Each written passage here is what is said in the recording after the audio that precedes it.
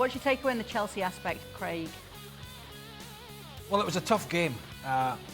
Similar possession to Arsenal last week for Everton, but much more threat today because they were at home. Conditions were awful for playing. It was the start of the game. It was pouring with rain, gusting winds, so the balls were going through and they were either running through to the goalkeeper or they were holding up. So players were finding it difficult to gauge where the ball was going to land. So it was a really difficult game to play. The pitch is never the best at Goodison. They worked really hard, Everton. They're a tough nut to crack at the moment, as Arsenal found out last week. You could argue they had the better chances in the game, although Chelsea had all the possession. So, in the end, I suppose, from where Chelsea have been, it's not really a bad point. Away from their horrible conditions, cold, blustery, difficult to get your passing game going, which is what Chelsea have done well this season. Cole Palmer, they managed to keep him relatively quiet. And Everton were a threat going forward with their physicality, as we saw from the highlights there. So this was a difficult day out for Chelsea, but one that they didn't buckle and they came through and they got themselves a point, which I kind of think this is where they are. But it wasn't a sparkling performance. But when you looked at all the things that were going into the pot here, the pitch, the wind, the rain, Everton working really hard, it was never going to be an easy day for Chelsea, and it wasn't. Yeah, obviously they could have gone top having played ahead of Liverpool at the table with a win in this game. But do you agree with Craig in that they'll be okay with a point there today, considering the conditions? Because of the conditions, yeah, 100%. Listen, had it been a lovely sunny day and you go there and you don't perform, then that's a different ball game for the manager. But you're asking for a different type of performance at Goodison with the weather against a team that relies on strength, just physical strength. That's what Everton rely on. And they stood up to it. And so from that point of view, if you're Maresca, then you are pleased. So not only can you play football and win games, but you can actually be physically strong against a big, strong team and pick up points. There's a lot of different ways that you have to win games. And the fact that they've taken points from a side that could have overran them physically, they didn't let them do that. So that's a positive. They're getting some weather up in Merseyside at the moment, because when you were back, that Merseyside derby was cancelled because of the conditions. That storm came in. Wasn't as bad as that, but when you watch some of the balls that they were trying to play through, you know, centre-half were running back and then they were like, it's not going to get there. How many times did Cole Palmer kick a ball out of play? Yeah, I mean, that tells you how bad. Yeah. And for football players, we can play in anything except the wind. We'll take rain, snow, you name it, we'll take it, but we'd hate playing in the wind because you can't control the ball. Sideways rain, everything. Typical Don't mind. England at the time of year. Typical Northwest. Yes, absolutely. Taking a look at the Premier League title odds now, Liverpool, probably understandably for many of you, and even with what you guys have been saying, heavy favourites right now to go on and win the Premier League title. This is what we're looking at as it stands right now when you take a look at the title race. Who's in it? Who's in it? Yeah. Three of them. Three of them. Yeah, I suppose the three, but Liverpool's favourites. Oh, absolutely. But I mean, the pendulum has definitely swung. Nobody foresaw. There's a few things that we could have sat here at the start of the season, and if you'd have said Chelsea would have been as consistent, nobody would have agreed. If you said it had been as seamless a transition for the first half of the season for Arne Slot, and they were playing in the manner in which they're playing, would have said that's going to be difficult. And absolutely nobody saw the cliff that Man City were going to fall off. Yep. Now, Arsenal, we kind of always felt they're going to be in there. The injuries for them, I suppose, to some key players, if that continues. So I don't believe Liverpool have had anything major. I suppose Konate, but they've got some cover there. Yep. But the Saka situation is worrying. The Odegaard situation when he was out was a concern for them because they struggled. But they're definitely in there, and I could see Arsenal sort of overhauling Chelsea if their injuries are not a disaster.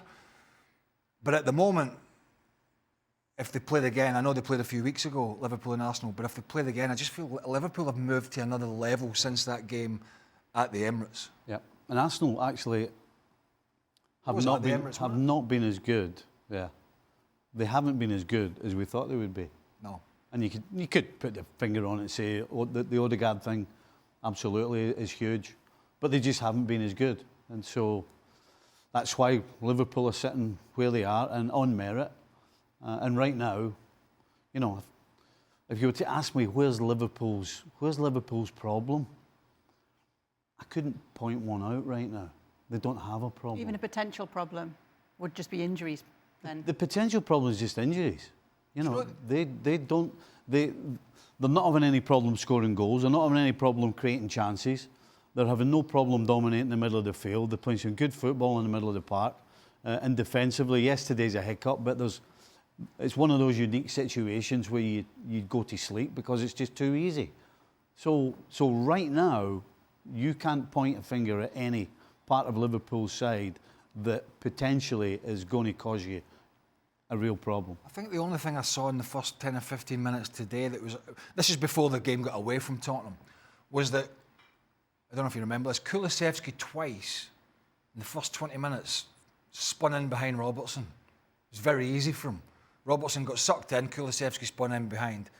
That was the only thing early on I thought, because he's not been terrible. He's had a bit of an up and down time, Andy Robertson. Right. You know, from the form that he was in a couple of years ago. He's been better recently. He got a tough time from Saka at Arsenal that day. Kulusevski spun him a couple of times in the first 15, 20 minutes, but I don't remember it happening again. He was the sort of one beacon for Tottenham, wasn't he? He has been all season, Kulusevski. He never hid. He always was trying to get on the ball. He was always trying to make something happen. And he tried to drive Tottenham forward. He was really the only one there that was doing that. But from Liverpool's perspective, I mean, Van Dijk at the moment is just marshalling everything. He just looks... In fact, I don't remember a game where I've actually seen him sweating. No. He looks like he looks like he finished that game today and he looked like he could just have got his clobber back on, that he didn't need to go in a shower. I mean, it's just... He does look back to that player that he was when he was absolutely in his pomp at Liverpool. Then he had that injury. Wasn't quite the same for a bit, but he looks absolute mustard again. You think about the top three at the moment: Liverpool, Chelsea, and Arsenal. There's not one. This is Man United we're talking about here. There's not one, Augie, of those players I would lift from Man United and put into one of those three sides and say that's going to make them better. Not one. Could probably go further down. Absolutely, yeah, absolutely. And that is the issue. I mean, Amorim is a good coach. I think we've seen signs already that he's got a plan and he knows what he's doing. But I think he's gone there. He's been surprised and shocked by the standard of the players that he's got. Over the last 3 or 4 years, the recruitment has been so bad. A lot of panic buys, a lot of mistakes, and even last summer, we're talking about 5 or 6 months ago, they've brought players in. I think Ugarte's looking okay. I think he's getting better performances out of him. But Zirkzee doesn't offer anything. De Ligt is no better than what they already had, and he wasn't fit today. Mizraoui's been okay, but you just look at what they've brought in, and every year they make the same mistakes. And I think we're getting into January now, and if they can find somebody to take Marcus Rashford off the hands, and that's a massive if because of the form that he's had recently, that might bring some money in to sign some players. But do you actually trust Man United to get it right if they bring those players in? That's the big question, because they haven't got it right for such a long time now. What we're looking at with the Marcus Rashford situation then, Oggy, because he was obviously seen at Old Trafford today, but nobody's surprised to see him not playing a part today. No, obviously, Amorim said he's available on Wednesday.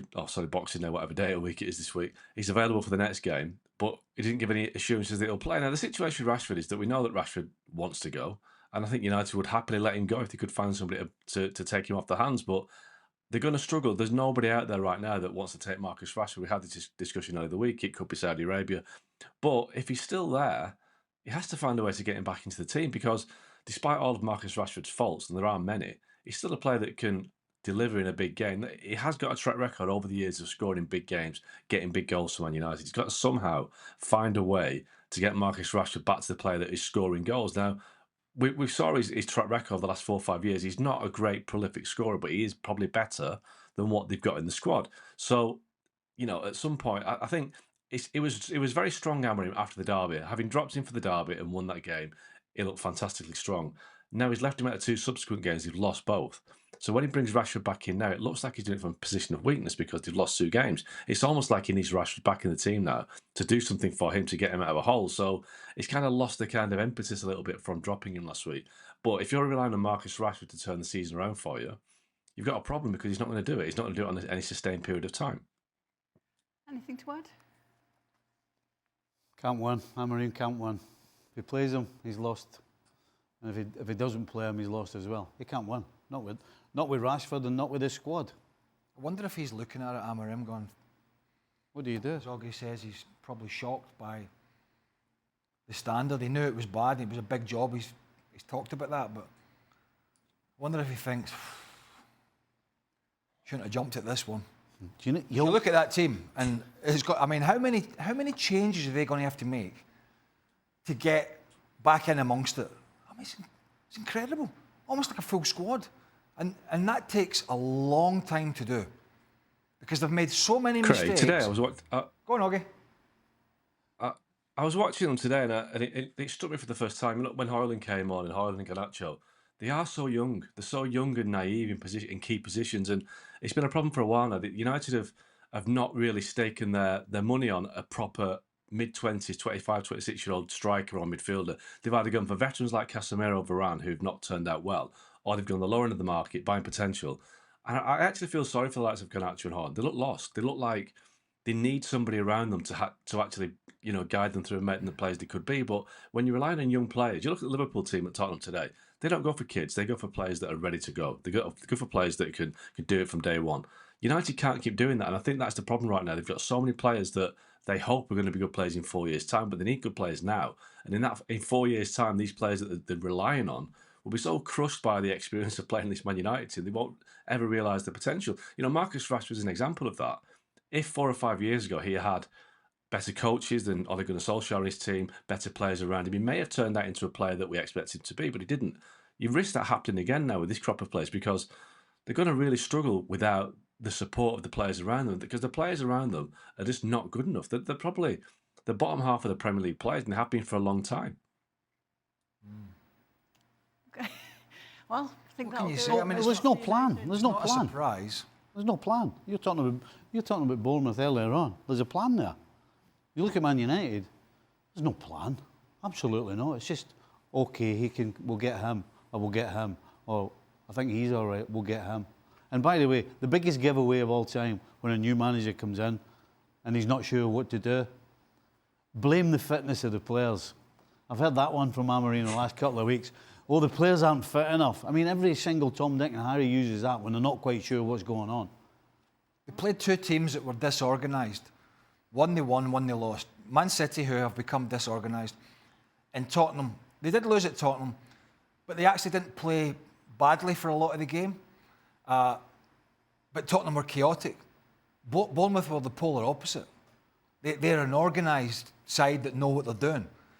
And with a bit of quality in there, a bit of physicality, a bit of pace. And that's where United struggle against. And I don't know where the end game is here for Amorim. Does he just keep sticking with this three at the back in the wing backs because that's what he's done? Or are we in another Postecoglou situation where he's going to have to find a different way until he gets his own players in?